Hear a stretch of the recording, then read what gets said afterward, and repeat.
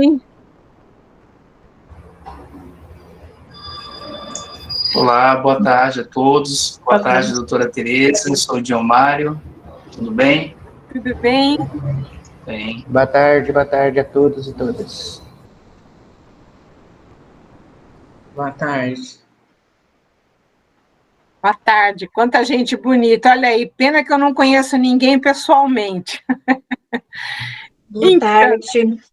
Boa tarde. Boa Bom, tarde. como é o nosso primeiro encontro, eu acho que vale a pena nós nos apresentarmos. O que acham? Pode ser assim?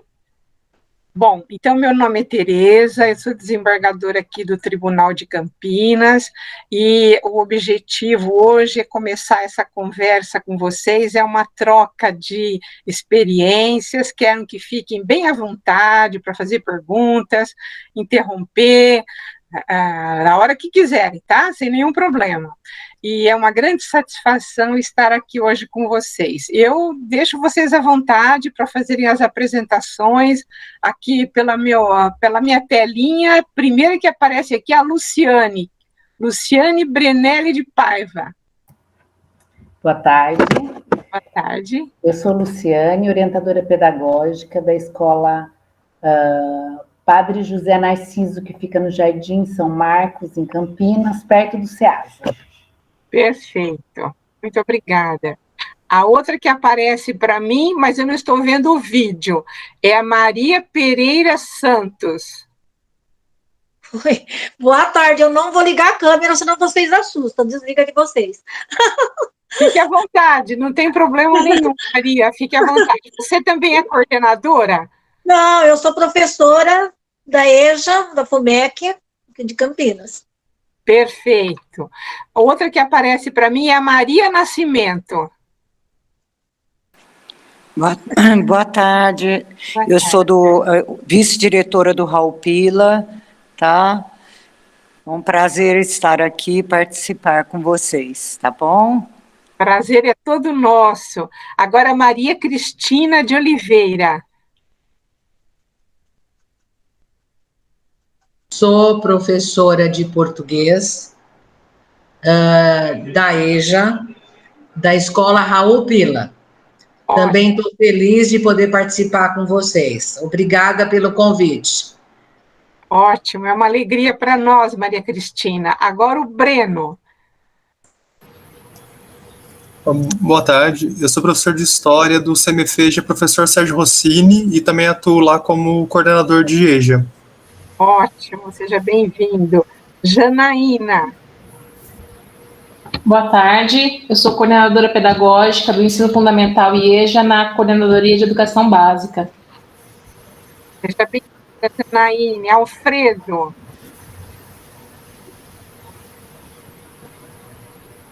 Tá sem som, Alfredo? Tá sem som. Desculpa, é o professor Alfredo, de História, da José Narciso, do São Marcos. Ótimo, querido professor. José Carlos Mariano. Boa tarde a todos e todas. Eu sou José Carlos, professor de Geografia aqui na EJA, Padre José Narciso, no São Marcos, e também atuo agora como professor coordenador da EJA. Será um prazer e obrigado pelo convite. Seja bem-vindo, professor José Carlos. Agora eu vejo a Thaís. A Thaís está aparecendo para mim lá em cima. Sou professora Thaís, de Educação Especial, sou do Geni Rodrigues, no São Bernardo, atuo no ciclo 1 e na EJA. Seja bem-vinda, professora Thaís. A Silza Valentini. Boa tarde, vice-diretor MF Francisco Ponce Sobrinho. Seja muito bem-vinda. Eu não estou vendo os outros aqui na minha tela. Vocês poderiam fazer a gentileza de se apresentando na sequência, que eu não quero perder ninguém? Na minha tela não aparece. Boa noite, boa tarde. Meu nome é Alan, sou professor aí da EJA do André Tozello e também atuo como coordenador aí para ajudar a escola. Bem-vindo, Alan. Boa tarde. Desculpa. Eu sou a orientadora pedagógica da MF Francisco Ponce Sobrinho. Eu estou fazendo aqui. Seja bem-vinda, Sheila. Obrigada. Boa tarde. Meu nome é Cristiano Norato. Pode falar, Camila. Boa tarde, eu sou a Camila, vice-diretora do Raul Pila. Estou de licença maternidade, mas eu gostaria de participar com vocês para me atualizar. Que bom, Camila. E esse garoto lindo aí, qual é o nome desse garotão? É menina, é a Maria Valentina. Maria Valentina, seja bem-vinda, Maria Valentina. Obrigado! Obrigada. Seja bem-vinda, viu, Camila? Agora o Cristiano, que tinha também começado. Boa tarde, meu nome é Cristiano Norato, sou professor de língua inglesa da Escola Edson Luiz Lima Souto. Seja bem-vindo, professor. O Júlio? Boa tarde, Tereza Aparecida. O professor Júlio, trabalho ultimamente na Escola Raul Pila, no EJA. Sou professor de matemática. Seja bem-vindo, professor Júlio. Obrigado, querida. Quem mais quer se apresentar? A Carolina?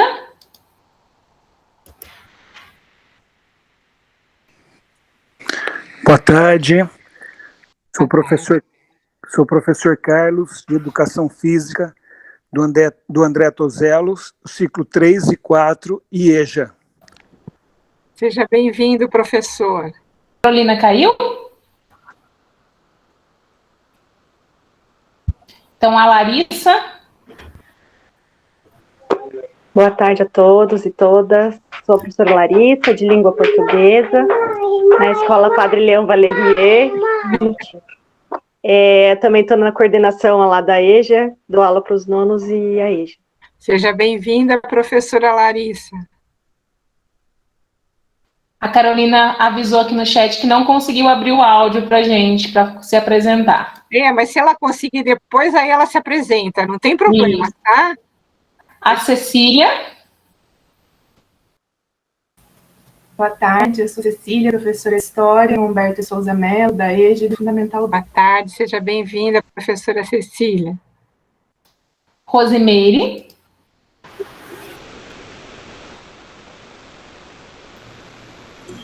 Rosimeire, da Escola André.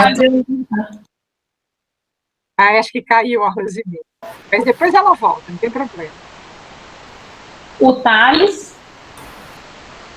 Boa tarde, meu nome é Thales, sou professor de matemática da Dulce Bento Nascimento, do Ensino Fundamental Ciclo 4 e de EJA também. Boa tarde, professor Thales, seja bem-vindo. Boa tarde, obrigado. Bom, olá, eu me chamo Lúcia, eu estou no Domingosat, e eu estou no período da tarde, mas também estou com a EJA de noite. Sou professora de língua portuguesa. Seja bem-vinda, professora Lúcia. Obrigada. Aqui, professor Rodolfo, é isso?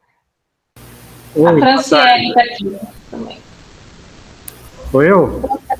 Boa tarde, pessoal, tudo bem? Eu sou a professora Franciele e atuo com a área de matemática na EJA do Raul Pila também. Seja bem-vinda, professora. Agora o professor Rodolfo. Boa tarde, Tereza. Boa tarde a todos os companheiros. Eu sou o professor Rodolfo de Ciências.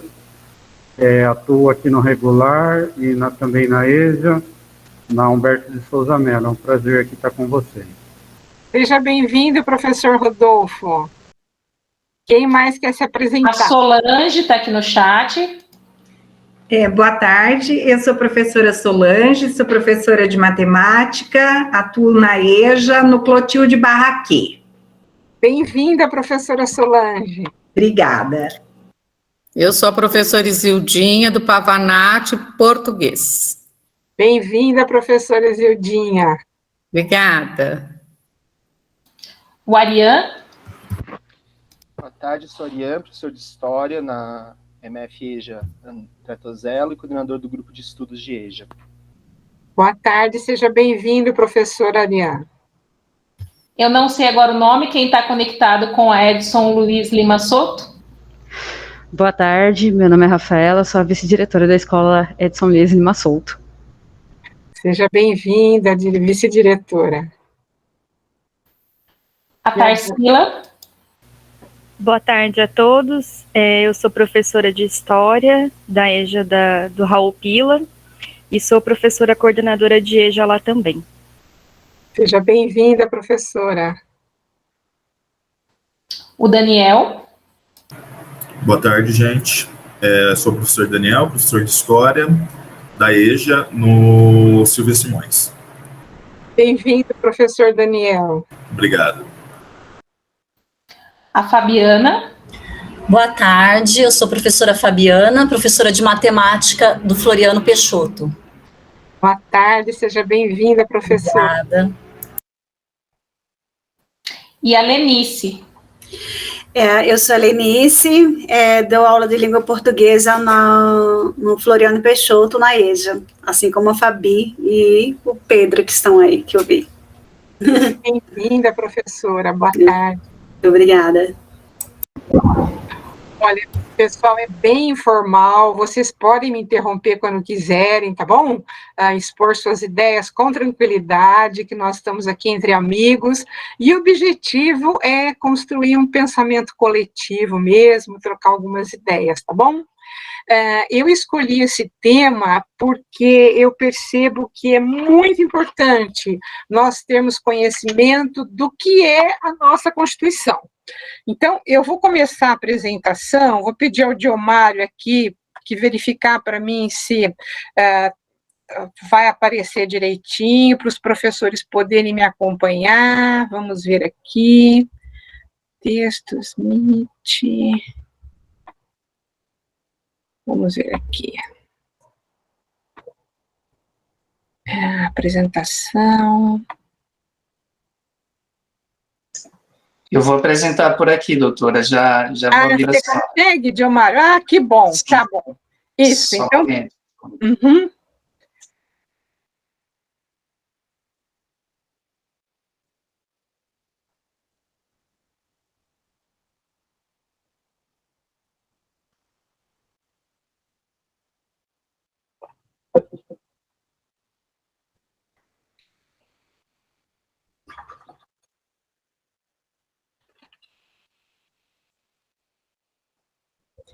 Isso, pode entrar na primeira tela, por favor.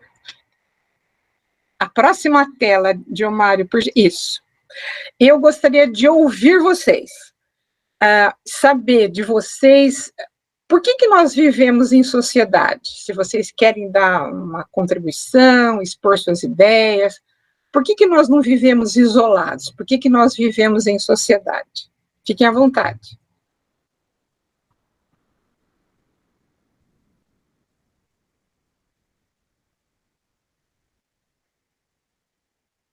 Já se dizia que o homem não é uma ilha, né? Portanto. Muito bem.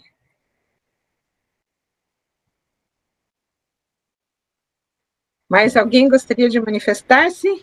Necessidade de viver em grupo? Isso, muito bem.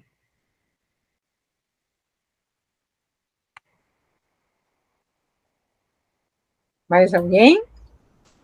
Eu acredito que seja porque o homem é o animal mais dependente do outro que existe na natureza. Porque até para dizer que eu não preciso do outro, eu preciso do outro para dizer isso. É verdade, professor, realmente. Nelson Rodrigues já dizia que o inferno são os outros, mas nós não vivemos sem os outros, não é? Exatamente. Pois é, por que eu comecei com essa pergunta? Porque nós temos, assim, uma necessidade muito grande de vivermos em sociedade. E os últimos acontecimentos ligados à pandemia que todos nós sofremos, nos mostrou como é difícil o isolamento, não é?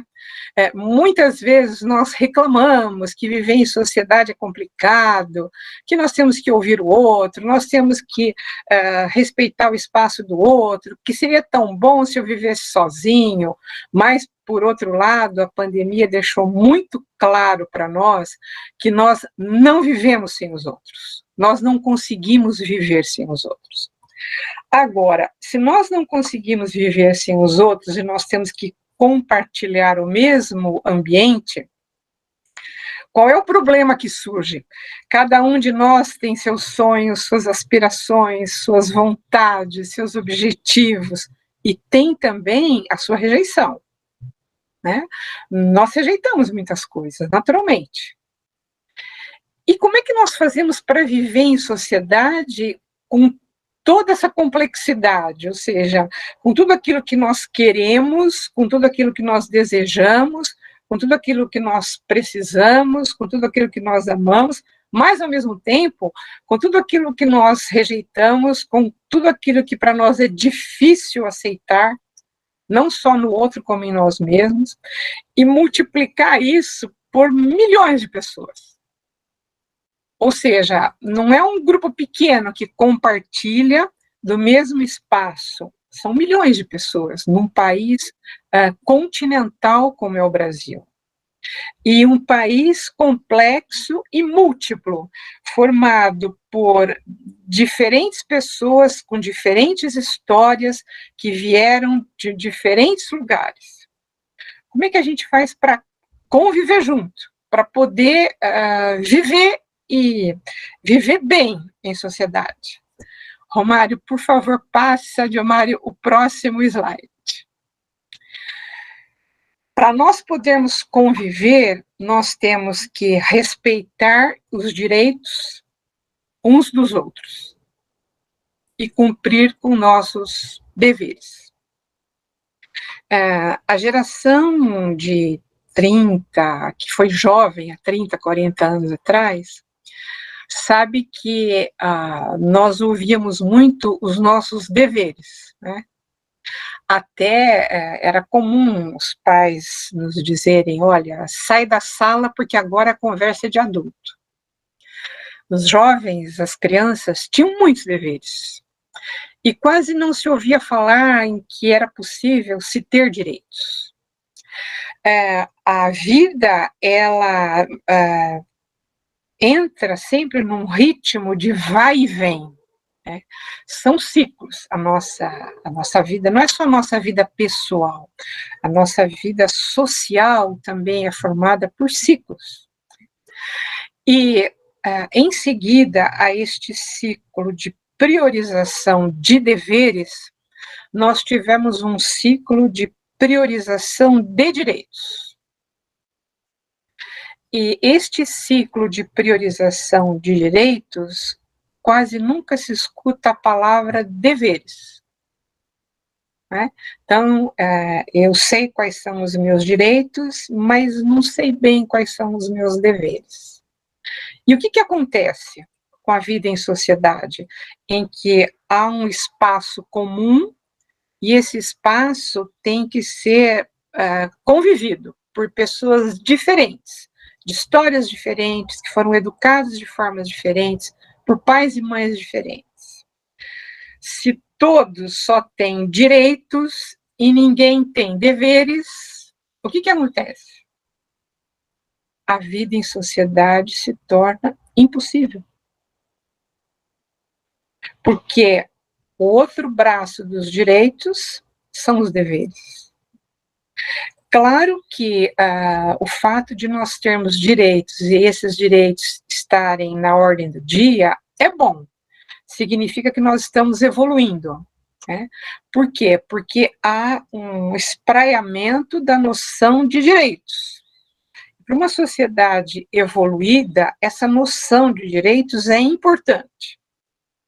Entretanto, a noção de direitos não pode se dar sem a correlata noção dos deveres. E mais ainda, a correlata noção dos deveres no sentido de quem constrói um país somos nós mesmos. Porque no Brasil nós temos muito essa ideia de que o Estado vai nos prover, o Estado tem que nos dar muitas coisas. Mas nós nos esquecemos que o Estado é formado por todos nós. Nós somos parte integrante do Estado. O Estado não é algo alienígena, que está fora de nós. Nós integramos o Estado. Portanto, não há possibilidade de eu chegar para o Estado e falar, eu quero todos os meus direitos, mas eu não tenho nenhum dever a cumprir. Porque a conta não fecha, a sociedade não subsiste apenas com o braço dos direitos, sem o braço dos deveres. E quem é que vai dizer quais são os direitos e quais são os deveres? É uma pessoa em particular? É uma instituição em particular? É um grupo de pessoas? Quem que vai dizer isso? Quem vai traçar esses limites? Gilmário, por favor, pode pôr o próximo. Quem é que vai dizer como é que vai funcionar a articulação entre os meus anseios individuais, os meus sonhos individuais, meus direitos individuais e os deveres que eu, indivíduo, tenho para com a sociedade? Quem é que vai traçar esses limites? Onde é que está a linha? E quais os critérios de articulação? Porque a articulação entre o individual e o social é perene na nossa vida. A vida inteira nós vivemos essa articulação, desde quando nós nascemos, né? Desde quando nós somos pequenininhos, bebês. Existe a articulação entre o individual e o social. E quanto mais maduro é o indivíduo, quanto mais madura é a pessoa, maior o espaço de inter-relação entre o individual e o social. A interação entre o individual e o social é um índice de maturidade. Pode passar o próximo, Gilmário, por favor. E como é que nós podemos entender os critérios dessa relação entre o individual e o social? Por exemplo, eu vou dar um exemplo prático. Eu, como indivíduo, tenho uma vida pessoal e tenho meus direitos de intimidade, que eu não quero expor. Por outro lado, a sociedade tem direito de saber algumas coisas a respeito da minha intimidade, para que ela possa sobreviver. O caso da pandemia é um caso emblemático, né? Individualmente eu posso dizer, olha, eu estou com Covid, mas eu não quero contar isso. Eu, como indivíduo, posso dizer, olha, eu não quero contar que eu estou com Covid. Eu quero ter uma vida normal, eu não quero dizer para ninguém que eu estou com Covid. Ao mesmo tempo, eu tenho uma questão de dever do indivíduo para com a sociedade, por quê? Porque é uma doença contagiosa. Então, a sociedade não tem o direito de saber que você está com Covid? A sociedade tem o direito de exigir que você tome precauções por estar com Covid?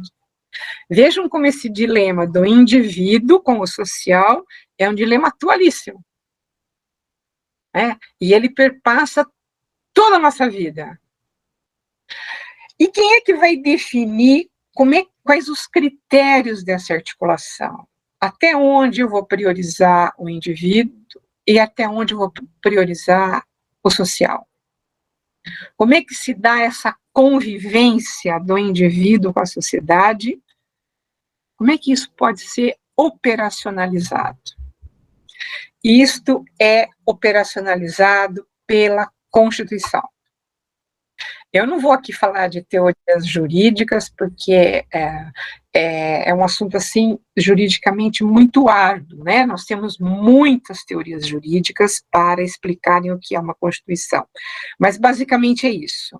Ela é uma bússola para a convivência do individual com o social. Diga, professor Júlio, você levantou a mão, fique à vontade para perguntar. Boa noite, né? Você colocou a questão do quem que vai fazer essa linha uma linha tênue entre o indivíduo e o público, né? Bom, me desculpa, eu vou um pouquinho mais além, eu acho que eu vou ser polêmico também. O artigo 5 da Constituição, liberdade de expressão. Isso daí está tendo maior repercussão no país. Temos casos aí do Aras, com a questão de um professor da USP que manifestou, né, e o procurador da República entrou com um processo contra esse professor da USP, alegando que ele estava se exprimindo demais, né?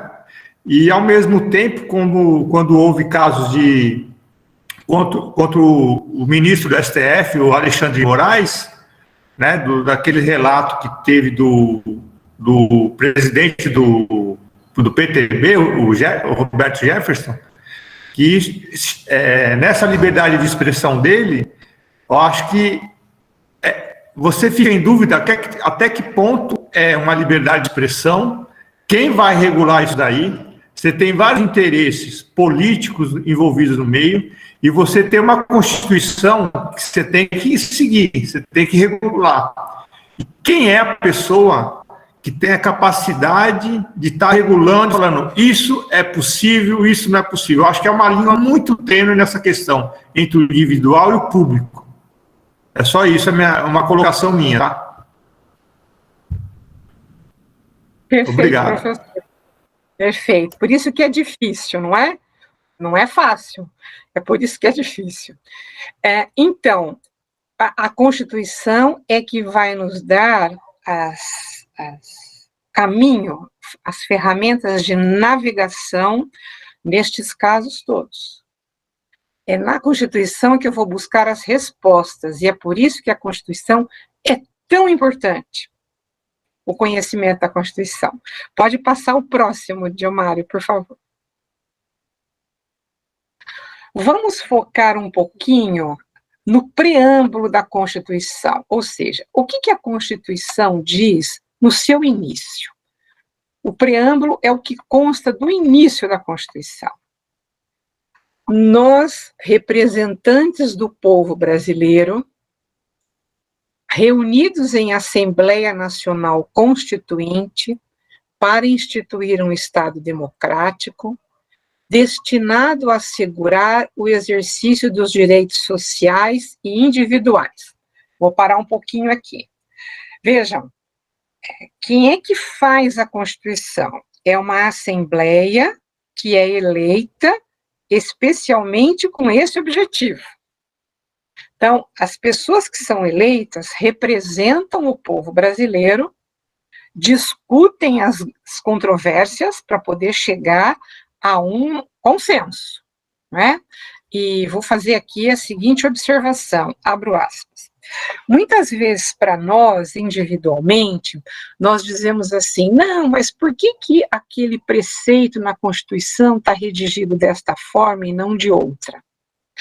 Porque nas discussões para se chegar à solução de algumas questões candentes, importantes e complexas, chega-se ao resultado que é possível.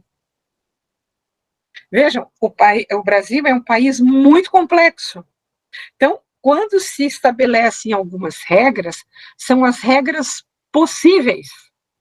Depois eu vou dar exemplo prático para vocês na área do direito do trabalho. Mas eu gostaria de focar exatamente essa ideia.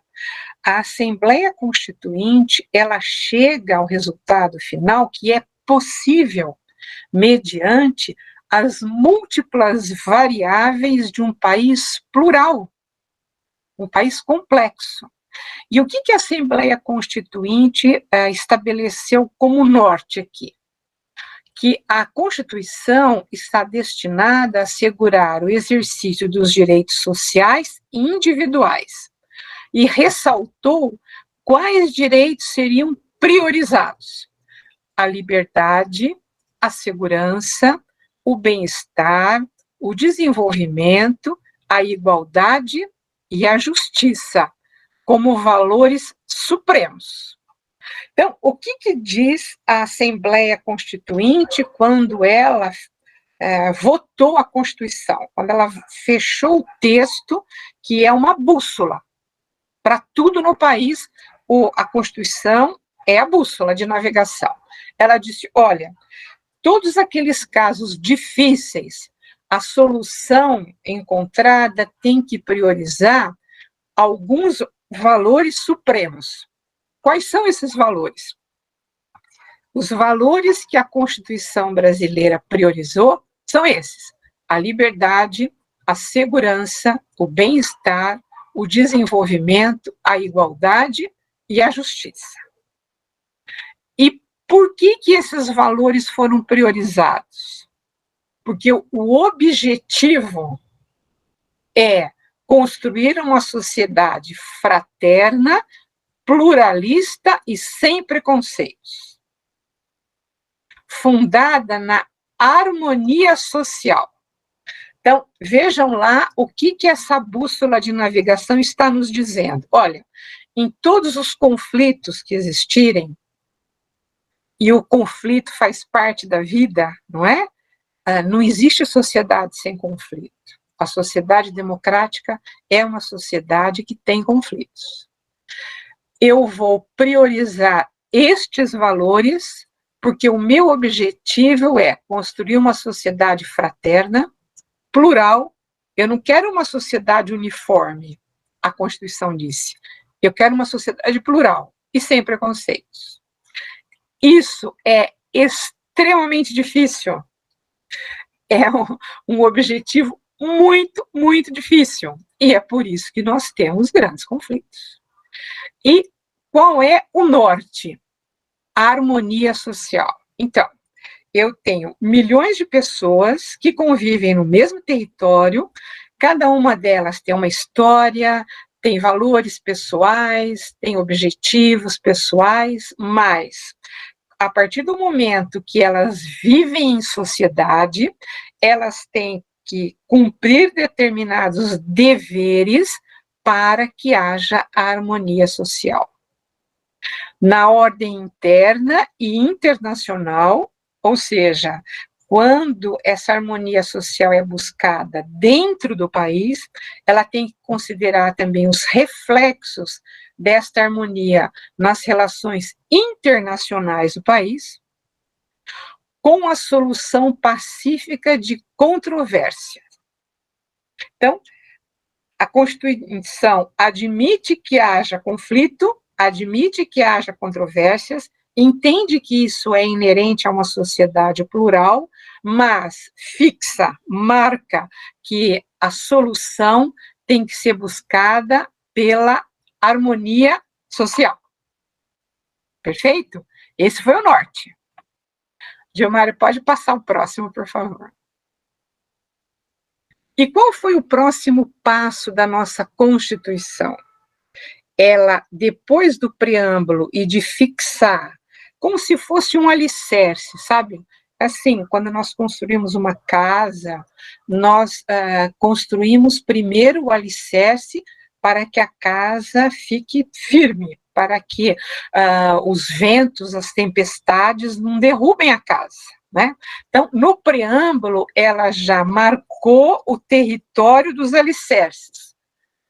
E agora ela vai entrar na solidificação desses alicerces. É como se agora eu colocasse as barras de ferro, eu colocasse, fizesse a concretagem dos alicerces para poder depois levantar a casa. E quais são essas barras de ferro e a concretagem desse edifício da Constituição? São os princípios fundamentais. Pode passar o próximo, Gilmário, por favor.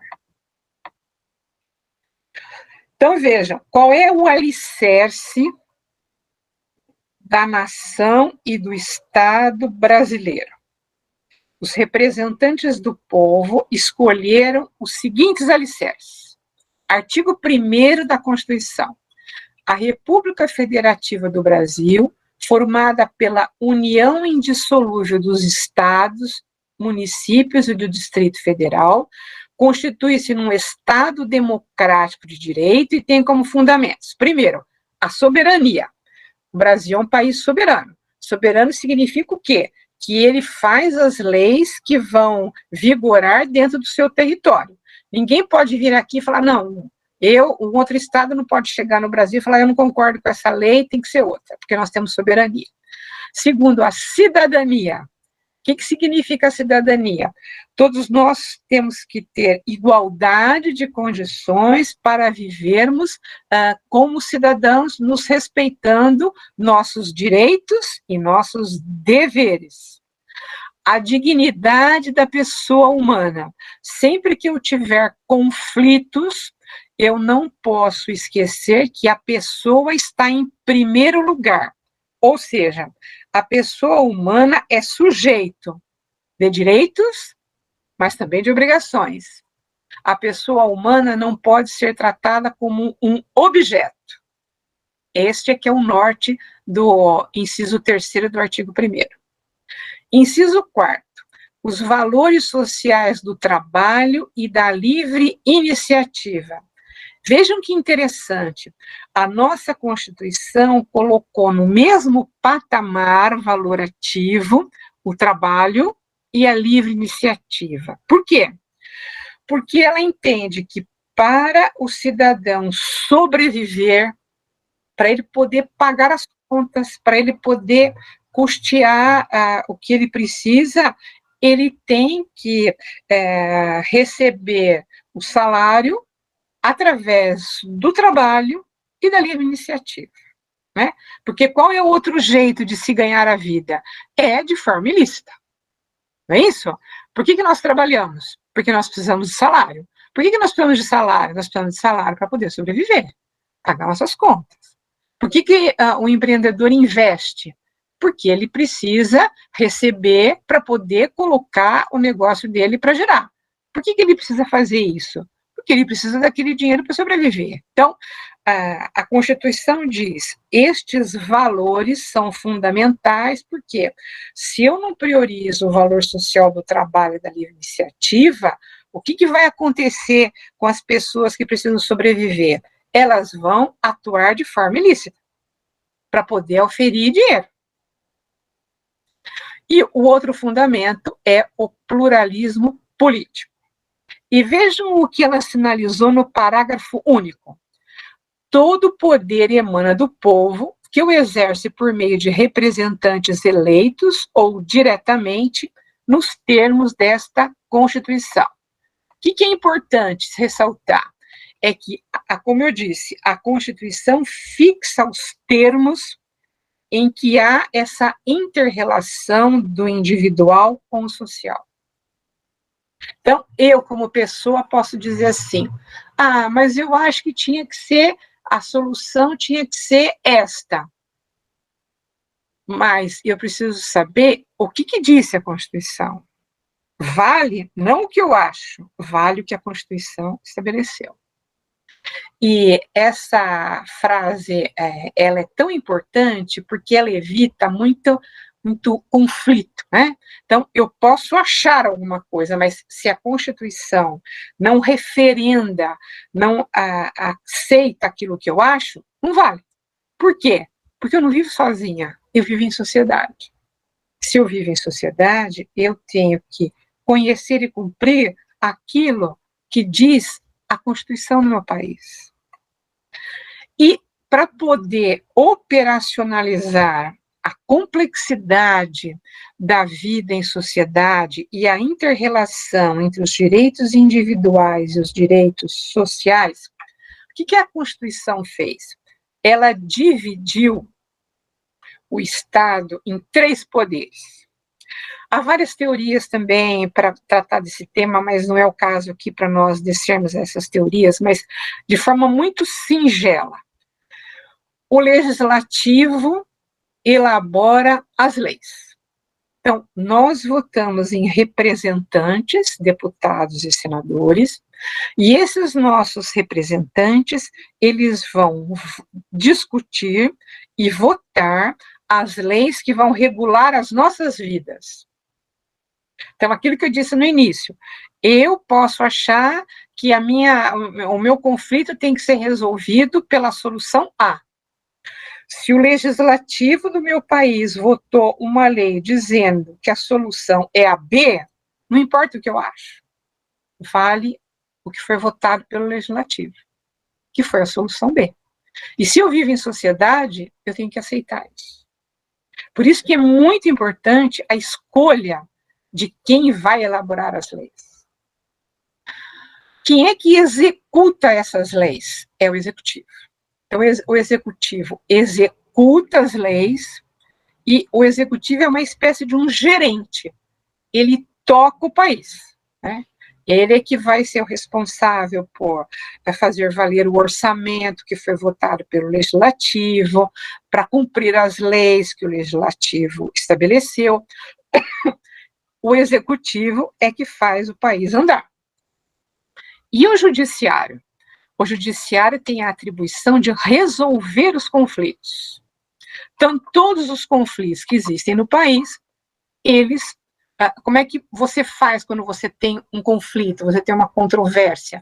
Você precisa resolver. E como é que você faz? Em tempos imemoriais ou em países que não são democráticos, as pessoas fazem justiça pelas próprias mãos. Não é isso? Se ele me fez um mal, eu revido. Numa sociedade democrática como o Brasil, isso não é possível, a Constituição não permite. Então, se alguém comete uma lesão contra mim, me faz um mal, comete um ato ilícito, eu tenho que chegar no judiciário e falar, judiciário, alguém praticou uma lesão ou uma ofensa contra mim, e eu quero a reparação. Assim é que está estruturado, organizado o Estado brasileiro, em suas linhas gerais. E todos esses poderes, eles têm que atuar de forma a garantir os objetivos fundamentais da República Brasileira. Quais são esses objetivos? Os objetivos são aqueles que a Tereza acha que tem que ser, que a Maria acha que tem que ser, que o João acha que tem que ser, não. Os objetivos fundamentais são aqueles que foram votados pela Assembleia Constituinte e estão na Constituição brasileira. Primeiro objetivo, construir uma sociedade livre, justa e solidária. Vocês viram todos os questionamentos que nós tivemos durante a pandemia, não é? Em que a solidariedade ficou exposta cada vez mais como uma necessidade muito grande. Ninguém sobrevive sozinho. A solidariedade não é um discurso, não é aquilo que um líder religioso, um líder político, ou um líder comunitário fala, ai, que bonita a solidariedade. Não, a solidariedade é um bem jurídico. Sem solidariedade, nós não sobrevivemos. Por mais ricos que nós formos, por melhores que nós formos, por melhores performances que nós temos, não adianta. Sem solidariedade, nós não sobrevivemos. Nós precisamos uns dos outros. Segundo objetivo da nossa República Brasileira, garantir o desenvolvimento nacional. Não é possível ter desenvolvimento, como está no inciso 2º, sem cumprir o que está no inciso 3º e 4º. Não é possível ter desenvolvimento sem erradicar a pobreza, sem erradicar a marginalização, sem reduzir as desigualdades sociais e regionais. E nesse ponto, o papel do professor é fundamental, é muito importante, porque o professor tem a chance de formar as novas gerações, né? Ninguém esquece de um professor, ninguém esquece. O papel de um professor é extremamente relevante. Promover o bem de todos sem preconceito de origem, raça, sexo, cor, idade e quaisquer outras formas de discriminação. Essa mentalidade nova que o professor pode influir na formação das novas gerações para acabar com a discriminação, o que a gente chama de mudar o mindset, né? Porque a nossa sociedade, e olha, não é só a sociedade brasileira, a sociedade mundial, né? Ela é pautada pela discriminação. E isso se tornou cada vez mais insustentável. Não existe a possibilidade de você ter um desenvolvimento de um país se você tiver discriminação. Não é uma questão de escolher, eu escolho discriminar ou não discriminar. Você não tem o poder de escolha. A Constituição do nosso país diz que promover o bem e erradicar a discriminação é o objetivo fundamental da República. Então não tem discussão, está lá na Constituição. E o papel do professor é muito, mas muito importante, porque vocês estão formando os novos cidadãos. Tudo bem, pessoal? Até aqui, posso continuar? Alguém quer fazer alguma observação? Então, vou lá, continuando, Diomário, por favor, o próximo. Tem alguém que levantou a mão aí, eu e o Alfredo. Então, pois não, pode perguntar. Alfredo, você primeiro, depois eu, por favor. Não, na verdade eu gostaria de fazer assim, não é uma provocação, mas é chamar a atenção para o item, o parágrafo único.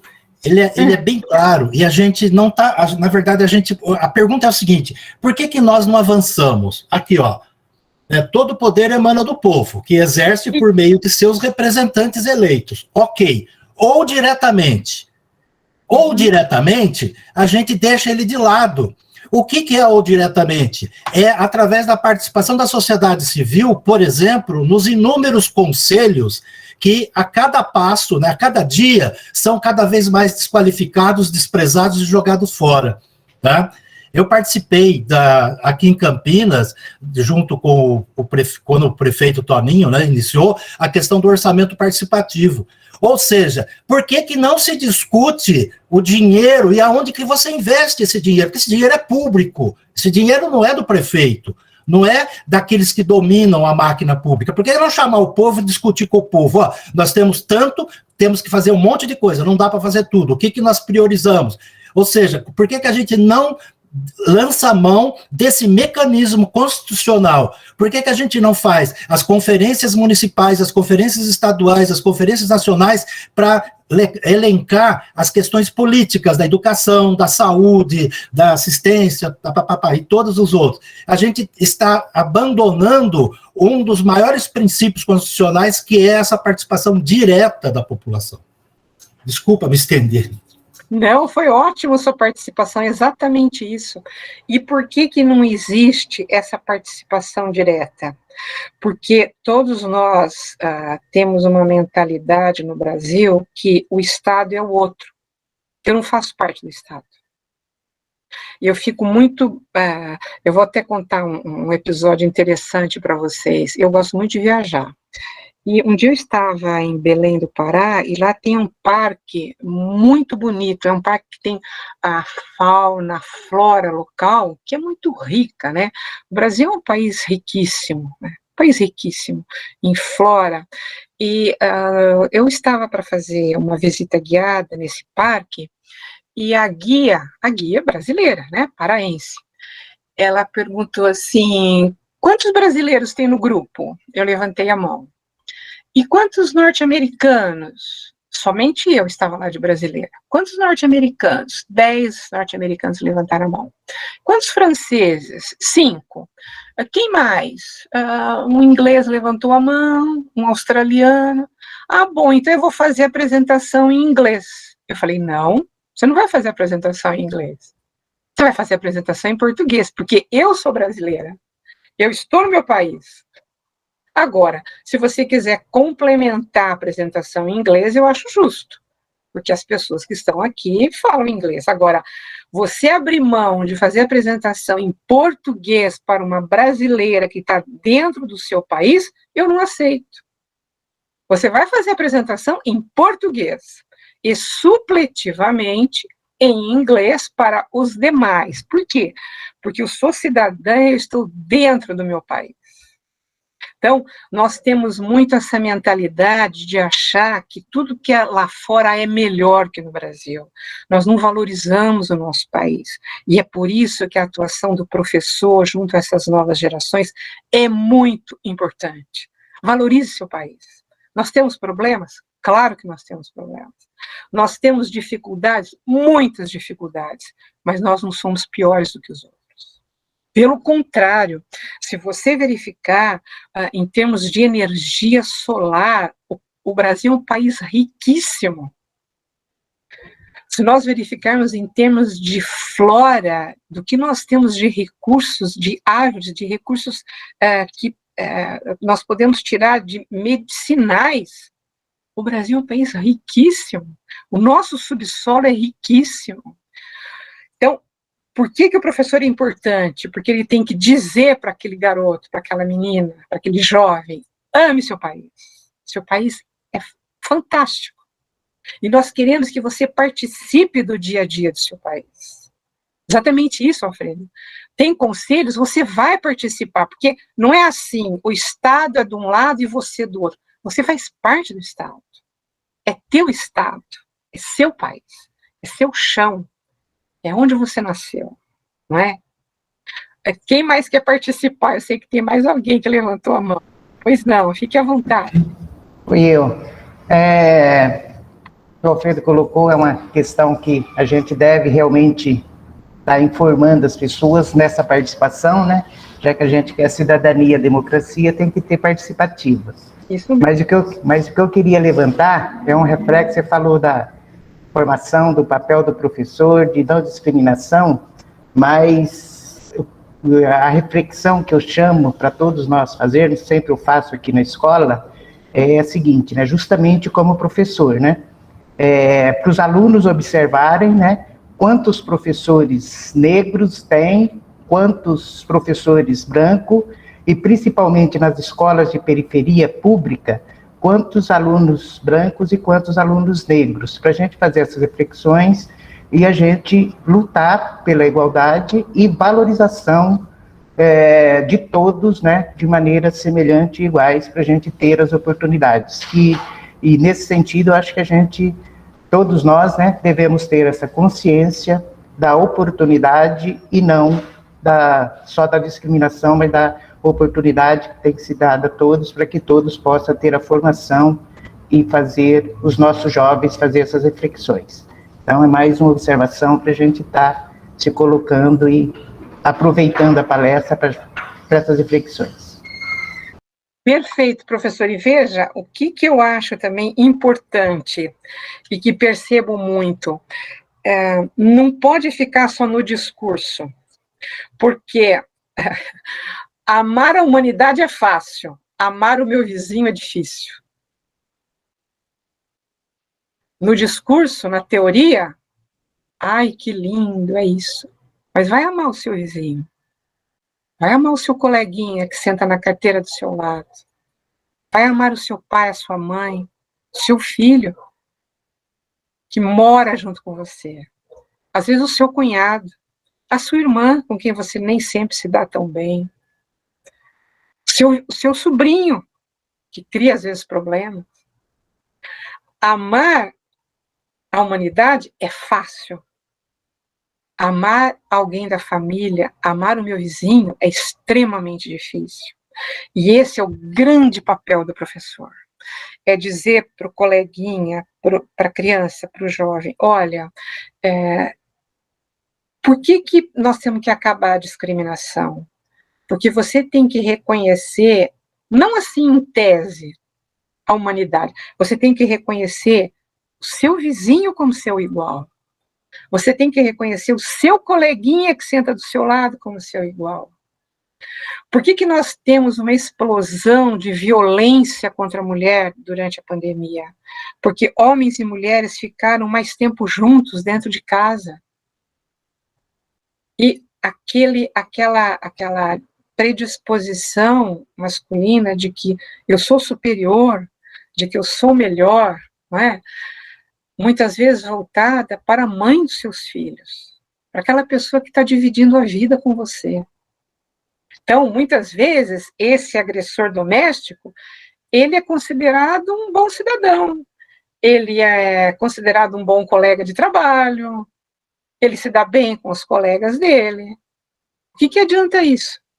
Em teoria, se dentro de casa ele bate na mulher. Então, é essa noção que nós temos que trazer para os nossos jovens, de que a não discriminação e a igualdade é uma questão do cotidiano, do dia a dia. Desde o momento que eu acordo, que eu vou interagir com a minha mãe, tratar minha mãe com respeito, tratar meu pai com respeito, tratar meu filho com respeito, com amor, porque não é porque ele é criança que ele não merece respeito. Tratar o meu filho jovem com respeito, tratar os avós com respeito. Hoje os avós são descartados, como inúteis, como estorvo. Tratar os avós com respeito. Mas, sabe, construir aquelas relações do cotidiano, do dia a dia. Quando eu entro no ônibus, tratar o outro que está do meu lado com respeito. Nós temos um elevado nível de agressividade, de assédio contra as mulheres dentro dos ônibus. Como é que é possível isso? Muitas vezes, aquele homem que é tido como excelente cidadão, ele comete um ato de assédio dentro de um ônibus contra uma moça. Não é possível. Então, o que significa que ele está tratando aquela mulher como um objeto? Aquilo que eu disse. O que é dignidade da pessoa? É que aquela pessoa não pode ser tratada como um objeto. É isso. Então, a atuação do professor é muito importante. Olha, eu ouso dizer que a mais importante que existe hoje no Brasil é a atuação do professor. O professor Jonas levantou a mão, pois não. Boa noite a todos e a todas, né? Esse tema relacionado à questão da discriminação, né? E esse fato levantado em relação à apresentação, né, que a guia queria fazer em inglês, né? Isso revela muito bem a nossa concepção eurocêntrica, que gira em torno de todas as discussões que estão sendo feitas, né? A questão do patriarcalismo, o racismo, o colonialismo, e a gente precisa, antes de tudo, pensar num processo de descolonização, né? Que passa inicialmente pelo ser, né? Pelo poder,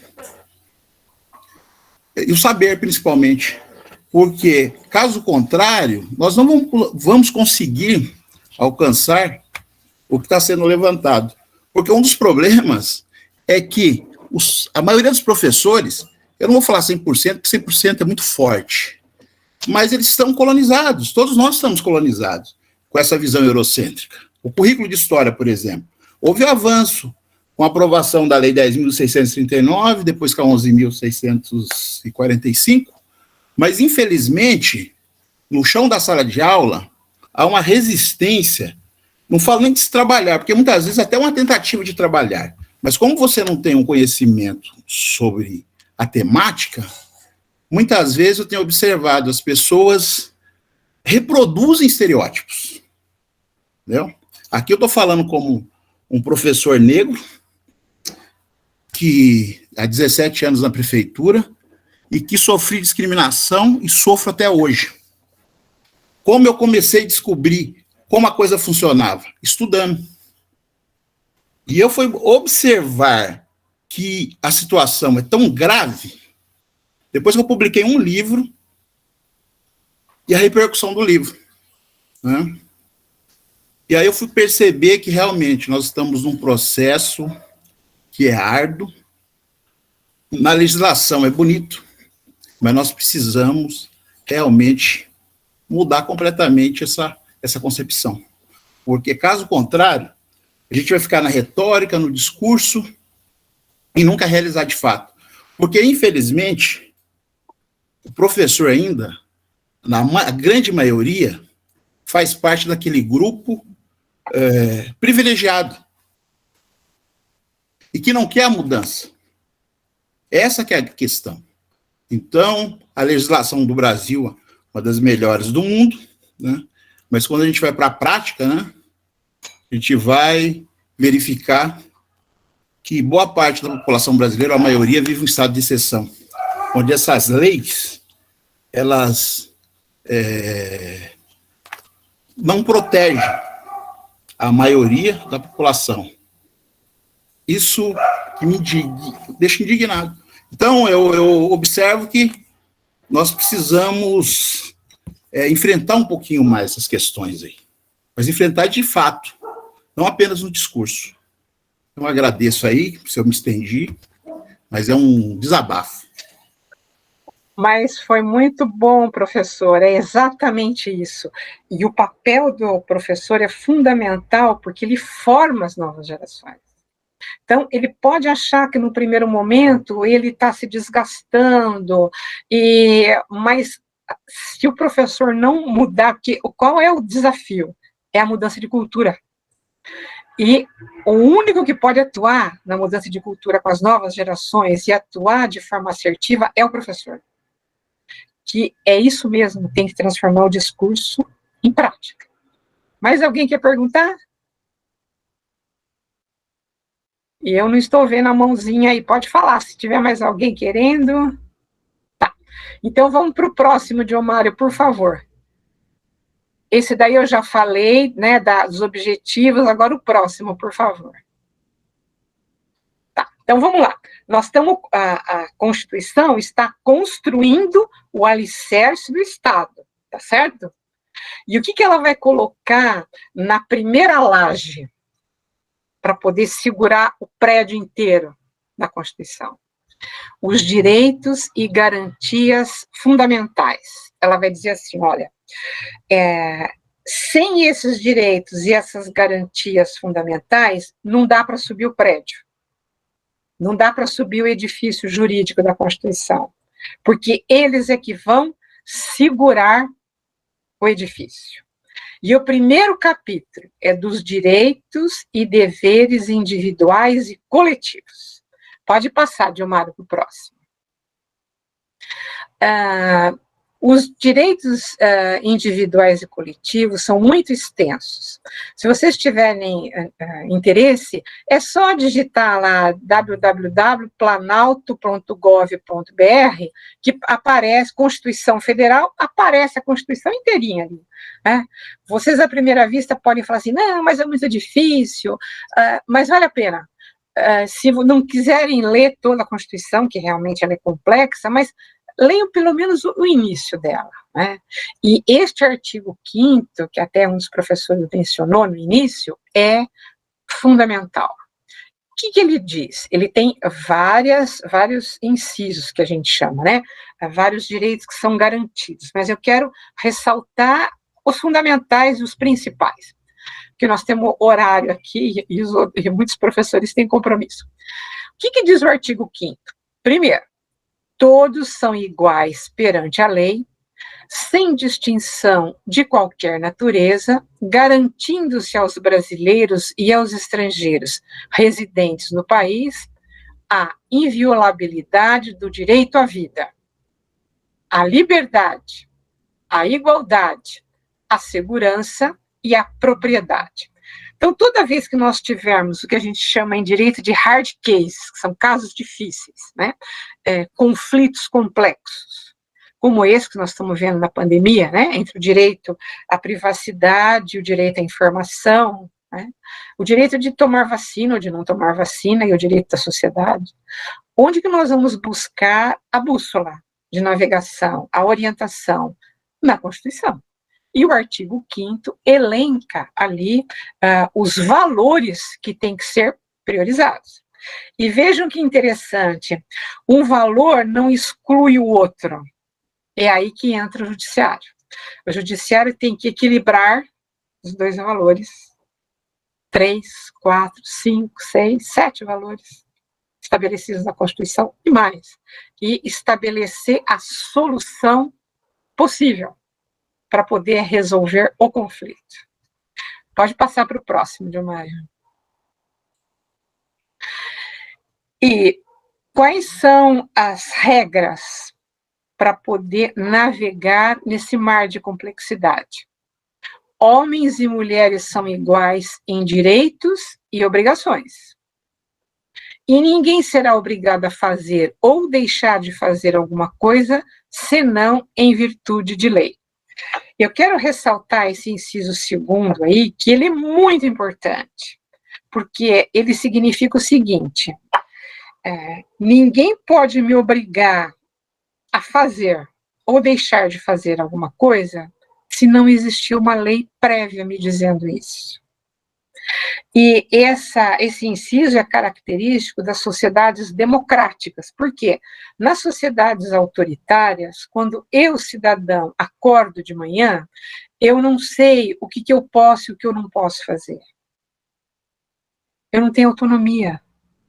E numa sociedade democrática, eu, cidadão, acordo de manhã sabendo o que eu posso e o que eu não posso fazer. O que está na lei. Então, a lei é uma conquista de civilidade, uma conquista civilizatória, porque significa que eu não fico submetido como objeto à vontade de uma outra pessoa. Se eu sou sujeito, que eu tenho dignidade, eu tenho que saber quais são os meus limites de atuação. E esses limites de atuação estão dados pela lei. Pode passar para o próximo, Diomário. E neste universo, quais são os direitos invioláveis? A intimidade, a vida privada, a honra, a imagem das pessoas. Vejam como esses assuntos são extremamente atuais na nossa vida, em que nós lidamos com redes sociais, com extrema exposição nas redes sociais, né? Como é que eu faço para proteger a imagem das pessoas? Por exemplo, uma mãe que expõe o seu filho pequenininho nas redes sociais. A criança não tem direitos? Direitos à sua imagem? Vejam como o assunto é complexo. E como é que eu vou analisar os direitos de intimidade, os direitos da vida privada, numa exposição tão grande como existe hoje nas redes sociais? Quando eu mando um WhatsApp para um amigo meu, por exemplo, um adolescente na escola, 2 namorados, adolescentes, um manda para o outro uma mensagem, uma figura que expõe a sua própria intimidade. E um desses adolescentes viraliza essa imagem para os demais. Isso tem tudo a ver com a inviolabilidade da intimidade daquele jovem. Vejam como isso pode ser trabalhado na sala de aula, não é? Como é importante respeitar a intimidade do outro. Então, se o outro abriu a sua própria intimidade para um parceiro, um namorado, uma namorada, isso não significa que o namorado e a namorada pode publicizar essa imagem, dar publicidade a essa imagem, porque ele tem que respeitar o direito à intimidade daquela outra pessoa, não é? Aquela pessoa não é um objeto. De novo, a gente cai naquela mensagem central. A pessoa não é um objeto que eu vou expor conforme o meu desejo. Ela é sujeito. Ela tem direito a preservar sua intimidade. E quando isso é violado, a lei do país garante um direito à indenização. E mais ainda, ultimamente, o direito tem assegurado não só o direito à indenização, mas o que a gente chama de medidas de prevenção e de precaução, né? Então, é possível, se você expôs a sua intimidade para alguém, e depois houve um rompimento desse relacionamento, você pode entrar em juízo e dizer, olha, eu gostaria que esse material fosse preservado, né, que a gente chama de ações combinatórias. Então, eu posso não querer dinheiro, eu posso apenas querer que esse material seja preservado para evitar a divulgação desse material. Por quê? Porque eu quero preservar a minha vida privada, a minha intimidade. Pode passar, Diomário, próximo. E todas essas questões vão cair no judiciário, porque pela Constituição, a lei não pode excluir da apreciação do Poder Judiciário nenhuma lesão ou ameaça a direito. Entretanto, por que a posição, a atuação do professor é importante? Porque se eu não tiver um trabalho de mudança de cultura, mudança de mindset, como a gente diz, da forma de pensar mesmo, eu vou ter uma explosão de ações no Poder Judiciário. E o fato de eu ter uma explosão de ações no Poder Judiciário, como disse o professor aqui antes, né, vai resolver? Não, não vai resolver. O que vai resolver é a mudança de cultura. Então, o jovem, a criança mesmo, ela tem que entronizar que o respeito ao outro é algo que tem que ser cumprido na sociedade, e para que não seja necessário que, na idade adulta, ela entre como uma ação contra o outro cidadão.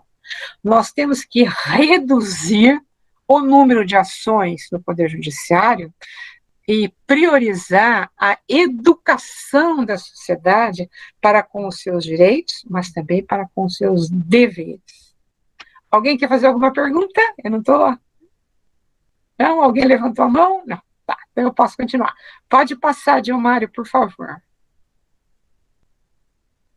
Vejam o outro inciso do artigo 5º. Ninguém será privado da liberdade ou de seus bens sem o devido processo legal. Uma sociedade, quando ela é madura, quando ela é democrática, ela respeita o direito de defesa, né? O devido processo legal significa o quê? Eu não posso condenar você de imediato.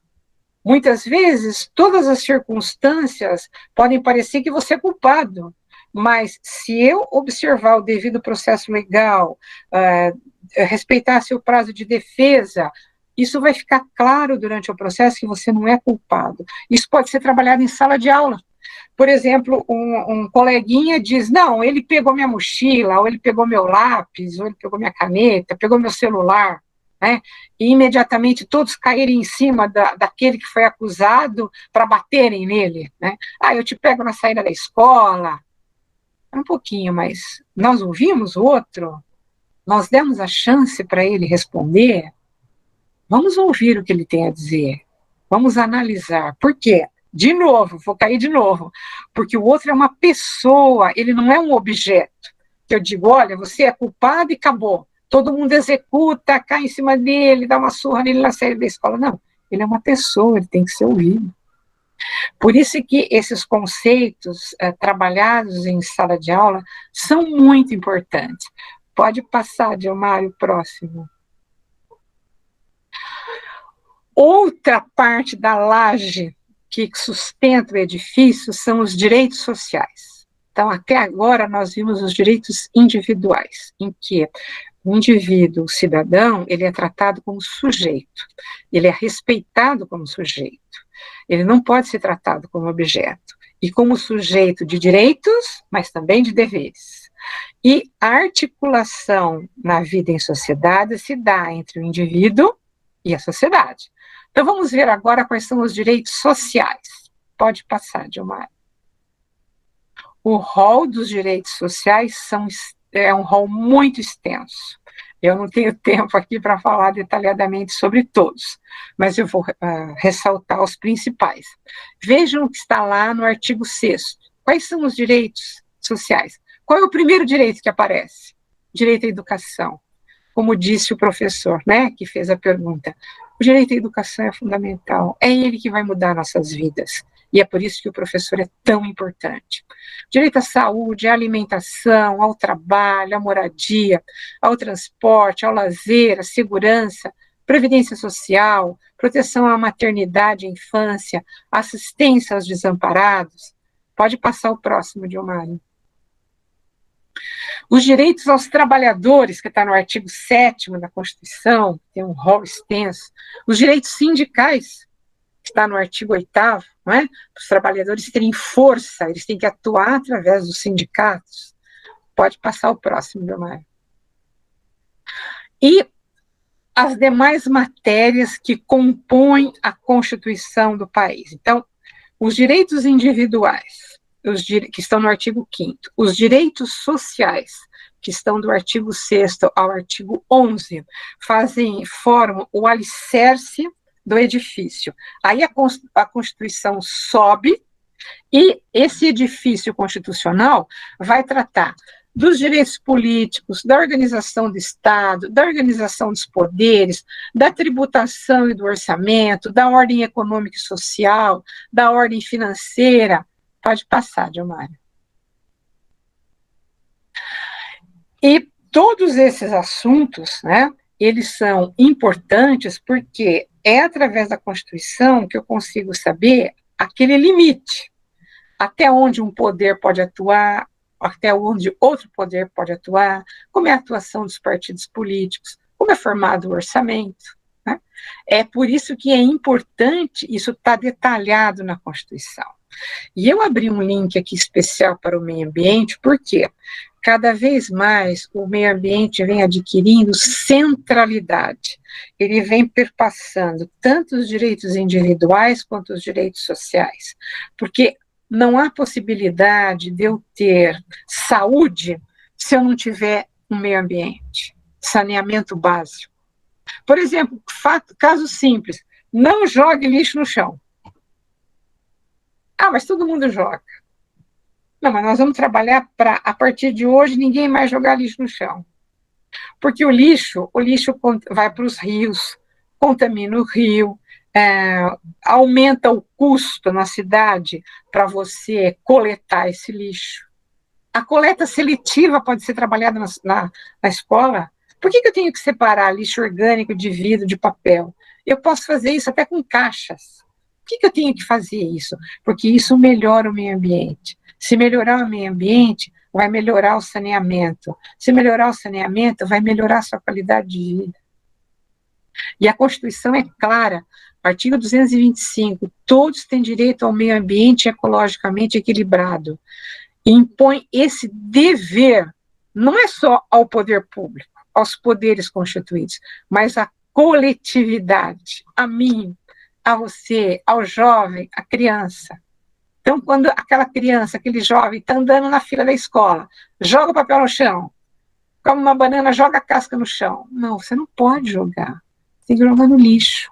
Então, é uma educação pequena, mas importantíssima. Pode passar o outro, Diomário.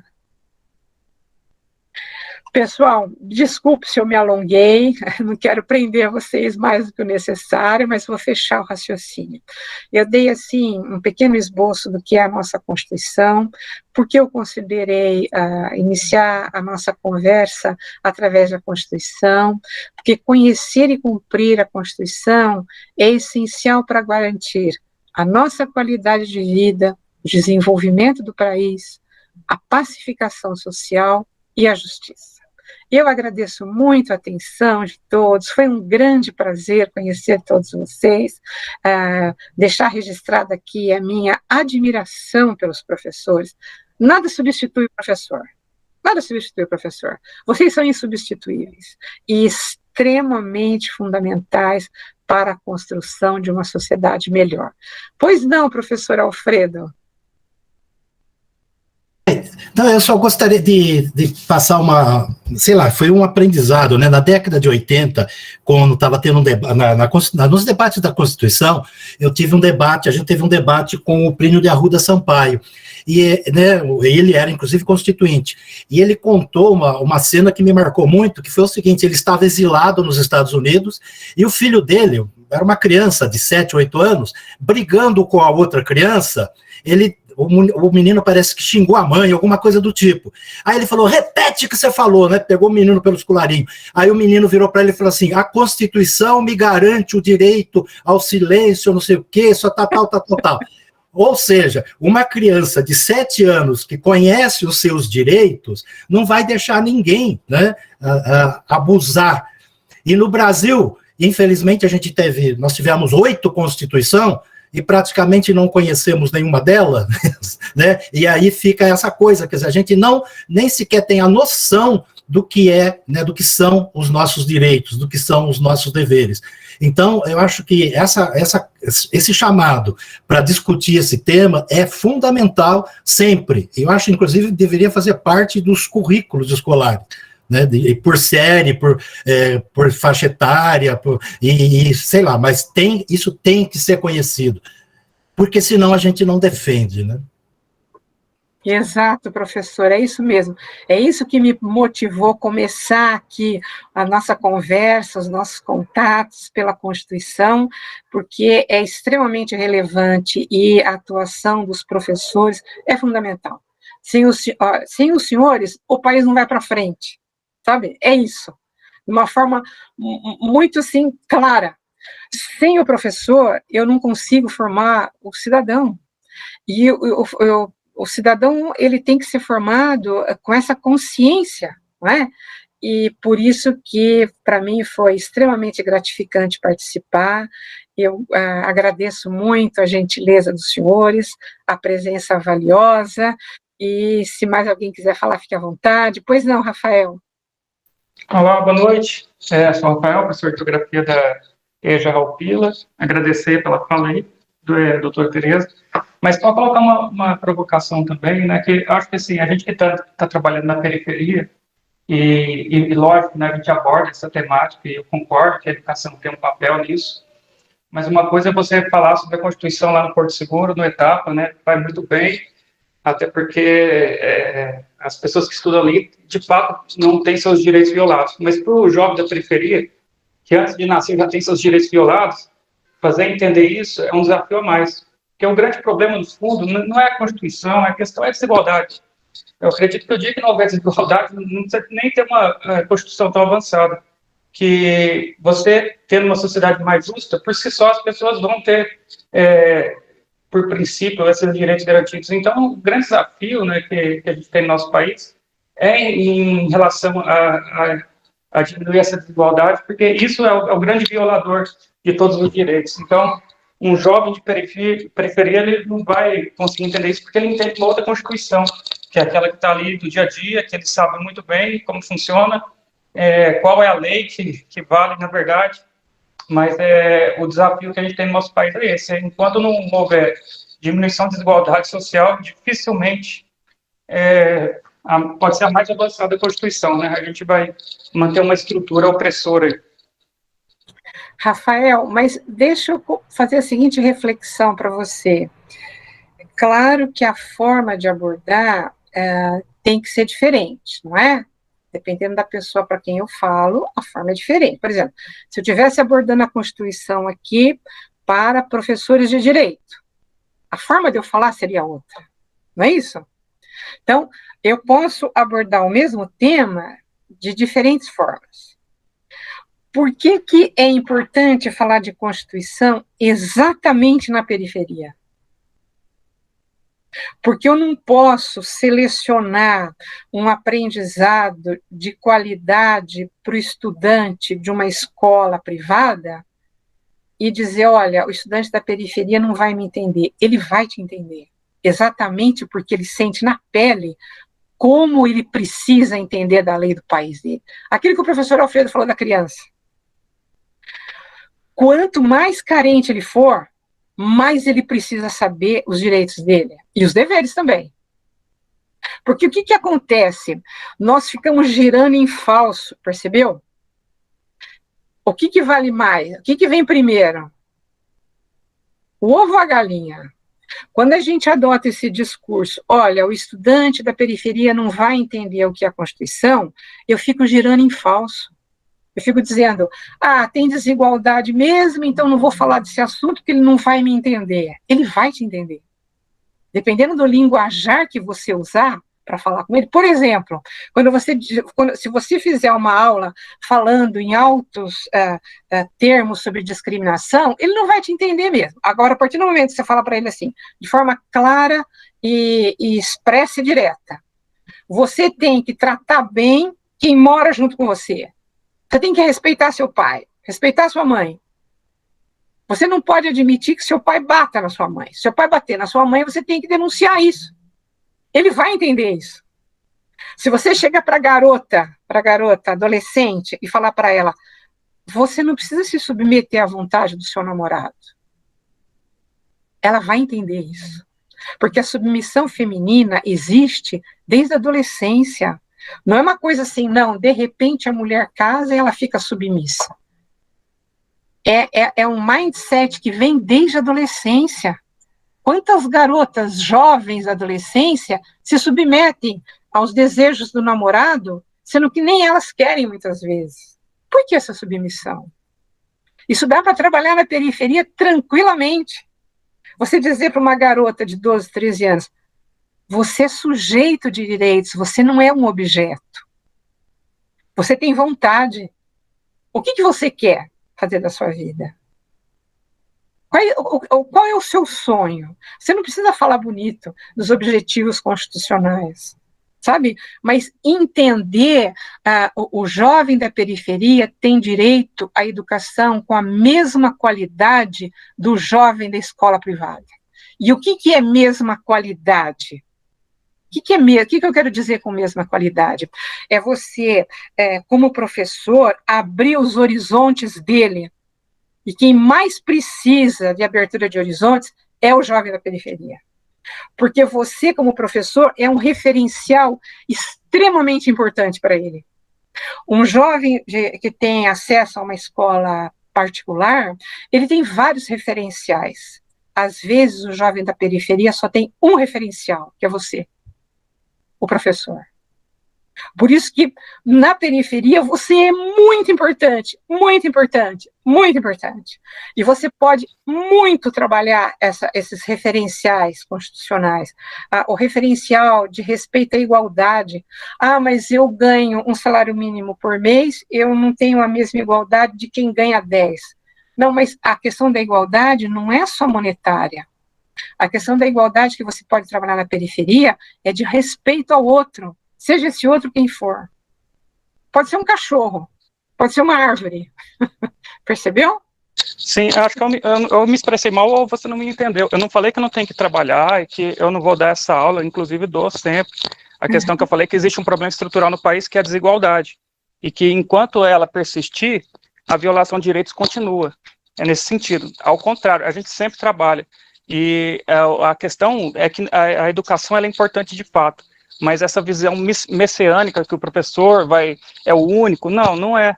Porque, de fato, para ter transformação na sociedade, não basta apenas ali o trabalho do professor. Né? Até porque a gente já está há muito tempo aí batalhando e lutando, e as coisas continuam como estão, e a desigualdade só avançou. Então, de fato, no sentido de ver o problema estrutural, que é o grande violador de direitos no Brasil, que é a desigualdade. Mas que a gente vai trabalhar e atuar, sim, essa aula é dada sempre. Eu só estou colocando que, para esse jovem de periferia, ele vai ter que contrapor a realidade que ele vive. E a realidade que ele vive é completamente oposta àquilo que está na Constituição.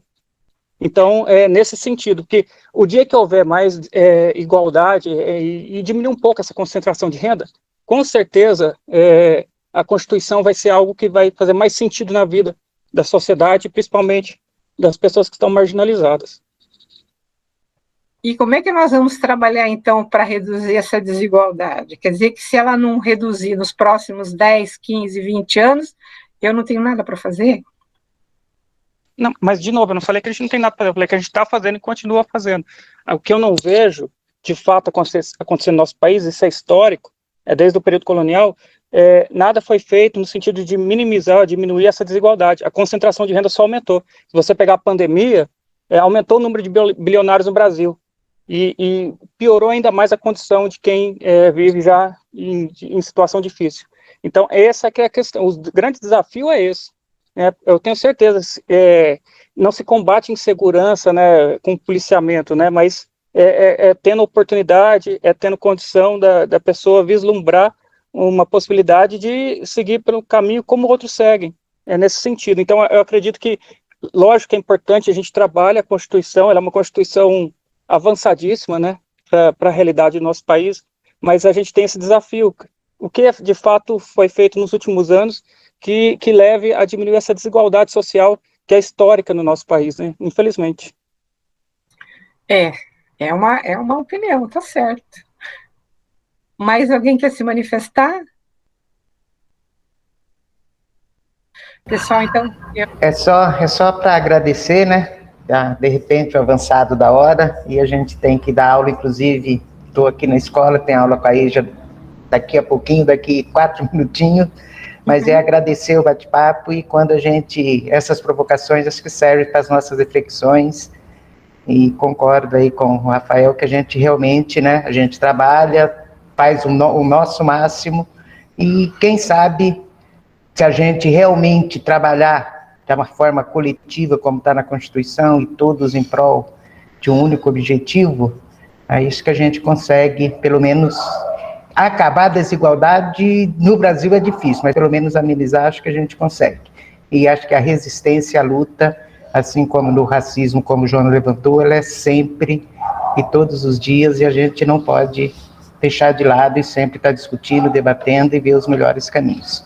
E agradecer pela palestra e as provocações que levanta e as nossas reflexões.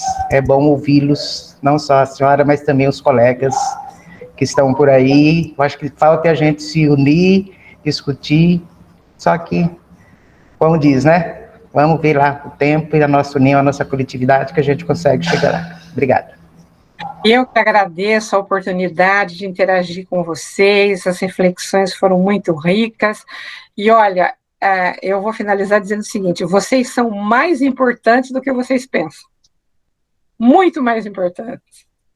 Uma boa noite a todos, agradeço ao Diomário pela ajuda, uma boa noite a todos, uma excelente semana. Eu que agradeço também a participação de todos e uma excelente semana para todos. Obrigada. Obrigada, boa noite. Obrigada, boa noite. Tchau. Boa noite, obrigada. Obrigada, boa noite. Obrigada. Boa noite a todos. Tchau, tchau. Boa noite. Boa noite, obrigada.